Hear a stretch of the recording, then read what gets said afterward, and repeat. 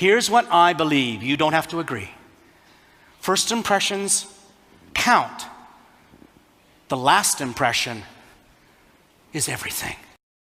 I have been speaking to groups for years, since 1981, and I have always had success. And that's really not bragging. That's saying if I've been at this long, that you can depend on my product, you can depend on my presentation, and you can depend on my professional courtesy to what it is that you're looking for at an event. I mean, I'm just good at it. It's as simple as that. You can't deny it. It's not just about having no arms. In fact, that's kind of what's ironic, is it's not about having no arms. It's about the professional product that I deliver every single time I take a stage, whether I'm talking to 5 people or 5,000, doesn't matter. I am the guy that you can depend on. I promise you, you will not regret the decision. My wife and I were in an antique store one day. We're cruising around. She's on one side of the store. I'm on the other. These old guys are following me around, and they're looking at me because every time I look at them, they pretend to be looking at something else. I came around a corner, there was a pair of mannequin arms on a bookshelf. So I grab one under my chin, because that's how I carry stuff, right? I shouted across the store, "Darlene, I may have found them!"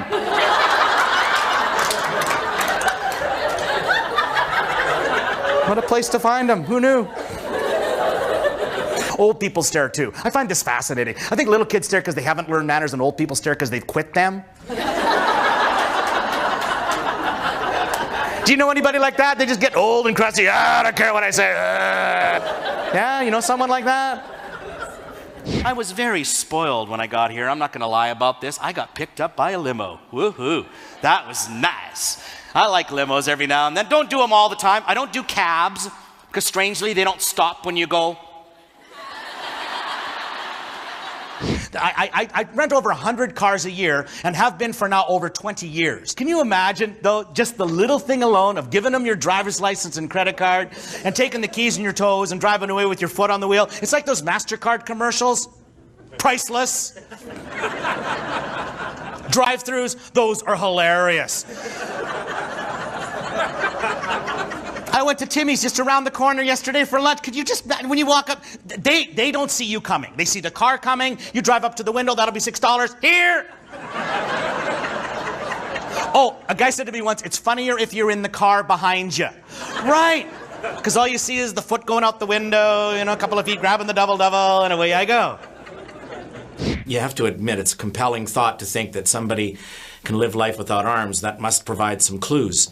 And I just like sharing. Just like helping people get better, you know, improve their lives. And I've been doing it since 1981, so I don't think I really got to pick. It kind of cheesy, but it picked me, really. He was the happiest human being I'd ever seen in my entire life, and he was so happy, he was actually annoying. There's a lot of you in the building today. No, you are. You're happy people. I've been seeing you. Do you ever occur to you that when you're that happy, people want to smack you? Imagine my frustration. I've got no arms. All I can do is be resentful. Anyway, I am on the entire front cover of the newspaper. Bigger than life. Almost nude. Wearing a diaper, yes, but a black photographic bar across my eyes so nobody will recognize who I am. Really?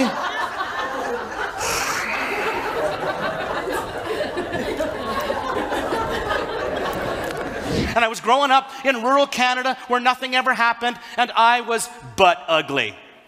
Now, I know we're not supposed to call people ugly. I understand that, but I felt ugly. You ever done this? Sorry, this is really honest. You ever spot a baby in a stroller? And you go look at the baby in the stroller, and your first thought is, "Man, that's an ugly baby." You've done that, haven't you? It was obvious what I sucked at. Sports. I was terrible at sports. Soccer, awesome. Bonus, never got the penalty for touching the ball with my hands. Well, I think people should listen to me because I've got a high degree of credibility when it comes to my material. And if really I'm just talking about making people better people, I'm not saying I'm perfect, but obviously my story doesn't involve just me. It involves somebody behind the scenes. That's why I talk about my parents. That's why I talk about teachers. That's why I talk about influences in my life. And if I can be the same kind of person in someone else's life, then that fulfills not only a professional role, but, you know, I'm a speaker. That's what I do. I'm a professional speaker. People are looking at me all the time like, "Don't you miss having arms?" No, they never grew. Now, are you thinking what I'm thinking you're thinking now? You're thinking, oh, you're just being a speaker, putting a positive spin on things. No, I was a person before I became a speaker. And you may own a home hardware outlet, but you are a person before you are an owner. Does that make sense? I want you to picture this, how weird it is for me to be in front of you today, not only having made a career out of motivational speaking, but to talk to an incredible amount of young people, old people, people in general today that are going to be spending the rest of your careers worrying about what is on the outside of people. So I'm not going to tell you how to do that. That's why you go to the Paul Mitchell schools. I'm going to talk about what I understand about where beauty actually radiates from. But my 2 cents is really quite simple. I believe who we are is not what people see when we first meet. I believe who we are is deeper than that. In fact, I have hands, they're right here. And I believe when that happened, my so-called handicap disappeared. Well, I think my material has a little bit of credibility when it comes to attitudinal discussion because I'm living it every single day. I try to play down with a little bit of humility. I try.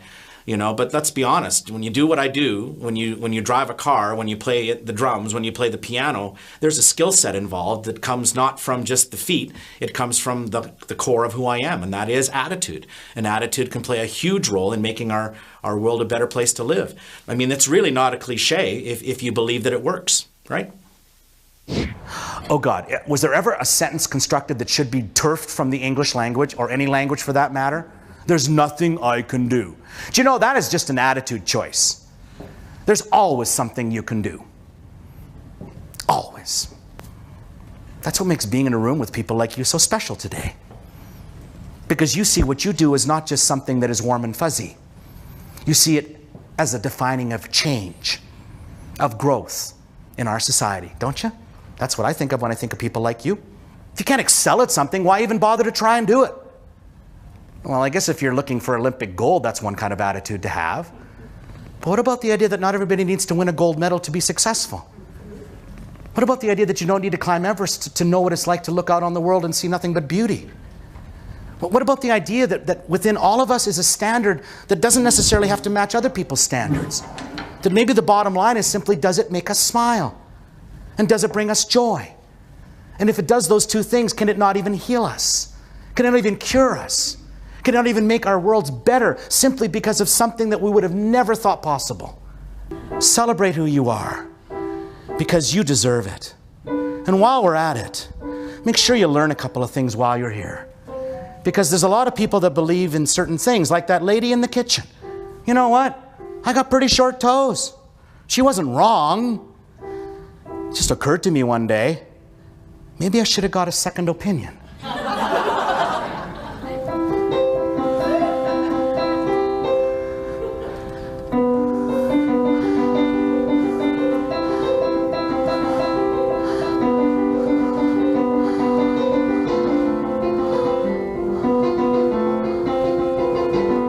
I stand against people that have not been able to get over stuff. That's probably the one that bugs me the most. I had to get over blaming having no arms on whatever wicked monster was out there creating my life, because the irony is whatever it was that made me this way is what gave me the awesome life that I've got. If people could just see the opposite side of what they complain about, then they would live life with more joy, with more abundance, and with more success. Every one of you in this room has a story that you should start writing down right now. Promise me you will do this. Promise me you will start journaling in your life. Because you may think, well, I don't have anything to write about. Want to bet? How do you think this company started? Was somebody who believed in something that was probably said to them a million times, are you crazy? Yeah, you know what? It's good to be crazy. But maybe what they're actually telling you is not that you suck, but that maybe you need to work to be awesome.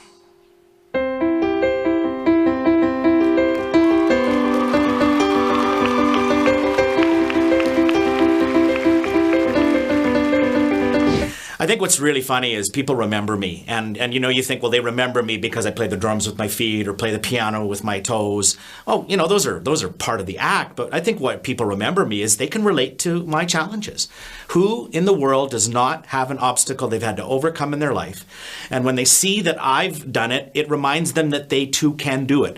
And it is a personal thing. I'm not talking to 5,000 people in a big theater. I'm talking to one person in the middle of 5,000 people. Every single person in the room gets this. Somehow, on a very deep and personal level, they understand that challenges can be overcome. And it's not a cliche. So it's not about a disability. It's about everybody has something. And that's what I remind people, that we can all get over those somethings. All of us. So I would come home every day, and instead of just the old Tommy Dorsey or Glenn Miller, I just played Rush over and over and over and over and over and over and over and over and over.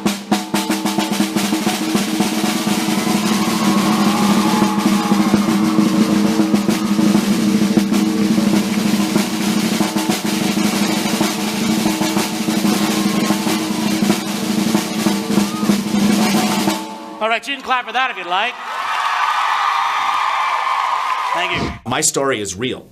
That's the difference. I think that really is what people look at their own lives and question. That's really what I'm after. I'm not trying to make people think I'm better than them. In fact, that's the irony, is I'm living life in a way that is real. You can't argue with the facts. And I think that's why people need to consider what I've got to say. And of course, that's what meeting planners, that's what organizers, that's what event planners are looking for. Somebody with a degree of credibility, but also somebody that's going to leave people on a very high note, on a very positive thought process as they go into a convention or head out into the world after being at one. That's what I do. But I want to thank you, because you, this is the truth. I make nothing up and I never patronize. You restore my faith in your generation. You will make the world a better place. And God bless you doing it. Thanks for having me here.